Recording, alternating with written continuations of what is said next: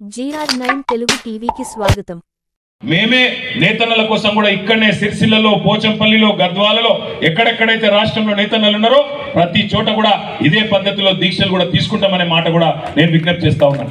అదే విధంగా రైతుల కోసమే కాదు, ఈ 2 లక్షల ఉద్యోగాల కోసం యువకులతో కూడా వాళ్ళని కూడా కూడగడతాం, వాళ్ళ తరఫున కూడా మేమే పోరాడతాం ప్రధాన ప్రతిపక్షంగా. అదే విధంగా నేను రాజకీయం మాట్లాడను, కానీ ఇవాళ మా ఈటెల రాజేంద్రన్న కూడా మాట్లాడుతాను. మేడ్చల్లో నాకు బాధ అనిపించి చెప్తున్నా ఈ మాట. ఆయన అంటాడు రైతు రుణమాఫీ చేస్తలేదు కాంగ్రెస్ ప్రభుత్వం అని బీజేపీ వాళ్ళు మాట్లాడతాను. ఇక బీజేపీ వాళ్ళు రుణమాఫీ గురించి మాట్లాడితే దయ్యాలు వేదాలు వల్లించినట్టు అవుతుంది. ఎందుకు? ఇదే మోడీ గారు కదా, ఇదే బీజేపీ ప్రభుత్వం కదా.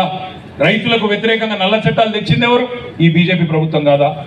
రైతులను జీవులతో తొక్కి చంపిందే వాళ్ళు వీళ్ళు కాదా? ఈ బీజేపీ వాళ్ళే కదా రైతు రుణమాఫీ చేస్తే అది అనుచితం, కానీ పెద్ద పెద్ద సెట్లకు 14.5 లక్షల కోట్లు రుణమాఫీ చేస్తే అది కరెక్టే, అది వాజిబే అని చెప్పింది ఈ బీజేపీ వాళ్ళు కాదా? అదానీల కోసం, అంబానీల కోసం, పెద్ద పెద్ద బడా బాబుల కోసం, కార్పొరేట్ సెట్ల కోసం 14.5 లక్షల కోట్లు మాఫీ చేసిన బీజేపీ వాళ్ళు రైతుల గురించి మాట్లాడితే దయ్యాలు వేదాలు వల్లించినట్టు కాదా? ఆలోచించండి.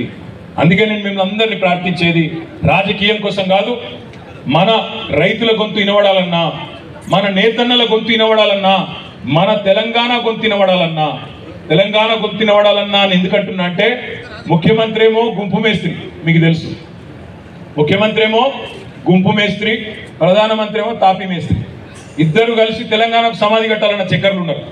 ప్రధానమంత్రి తాపీ మేస్త్రి, ముఖ్యమంత్రి గుంపు మేస్త్రి, ఇద్దరు కలిసి తెలంగాణ గొంతును బంద్ చేయాలి, ఖతం చేయాలి బీఆర్ఎస్ అనే చక్కర్లో ఉన్నారు.